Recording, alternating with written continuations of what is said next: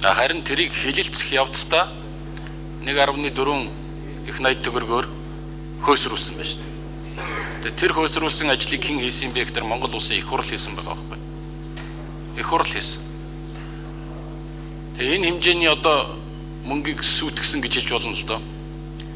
Тэгээ энэний төлөө одоо хэн хариуцлага хүлээх вэ гэдэг асуудлыг л би сонирхоод байна. Энд ер нь хариуцлага хүлээдэг ямар нэгэн субъект байна уу байхгүй нь. Одоо би санаж байна. Айгуу сайн. Юу л байна, мөнгө л байна. Тэр байдаг төслийн аваа дээр хөдөө орон нутг руу яв байна, бүгдийг бичээд иргээд ингээд явуулж байсан. Тэгэл буу юм авцрангууд нь бүгдийн төсөв дотор суулгасан. 1.4 триллион ч энэчнээс гарч ирсэн. Одоо ийм юм ярьжсэн сайд ер нь хариуцлага хүлээх үү хүлээхгүй юу? Дараа нь одоо зөвөрөө мэдчихэж байгаа. Оюутлоготой очоод би гэрээ хэлцээр хийчих нь 450 миллиард төгрөг бол заавал оруулж ирнэ. Хэрвээ тэр мөнгийг оруулж ирж чадахгүй бол би огцорно гэж мэдэгдэл хийжсэн сайд одоо хариуцлага хүлээх үү хүлээхгүй.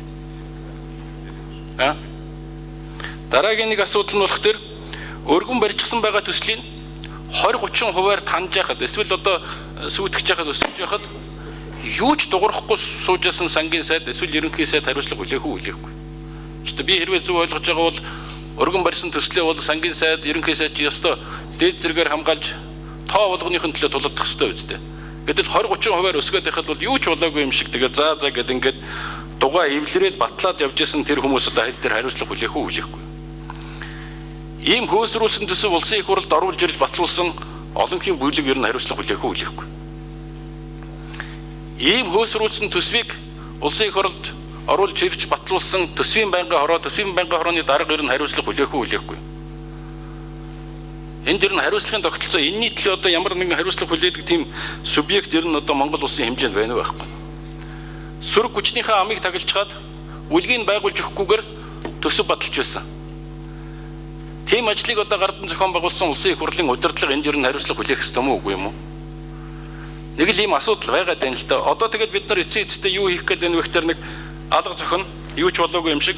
За Монгол улсын төсвийн додтгол орлого нь тэдэн төгрөг, зарлага нь тэдэн төгрөг гээд нэг алга зохиол тэгэл болоо. Юу ч болоогүй юм шиг. Гэтэл энэ 1.4 триллион гэдэг төгрөгийн чинь цаана бол 40 бизнес, 40 түүний амьдрал ахуул одоо байж л байгаа шүү дээ. Тэгээ энэ нь ер нь хариуцлага хүлээдэг субъект байдığım уу байдгүй юм гэдэг л асуудал өөрөө ирэхгүй гарч ирээд байна л да. Хариуцлага хүлээх хүн олдохгүй байгаа бол одоо би хариуцлагыг хүлээе. Би бол бэлэн байна. Би улс төрийн хариуцлагыг хүлээе.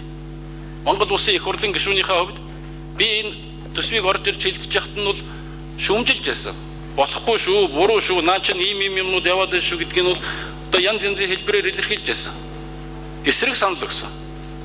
Тэгэхдээ би өнөөдөр хариуцлага хүлээхэд бэлэн байна. Би улсын их хурлын гишүүнээс татгалзахад бэлэн байна. Давай цөмөрө хариуцлага хүлэе. Хэн нэгэн хүн энэний төлөө хариуцлага хүлээх ёстой. 1.4 триллион төгрөгөөр Монголын эдийн засгаар тоглолцохоо тэгээд юу ч болоогүй юм шиг цөмөрөө сайхан царайлаа суугаад байх хэрэг байхгүй шүү дээ.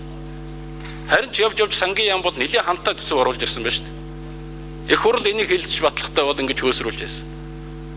Тэгээд тэр улс төрчид гэж нэрлэгдээд байгаа юм бол тэр их хурлын эрхэм гишүүн сайд дарга нар гэдэг юм бол хэн нэгэн хариуцлага хүлээе л та.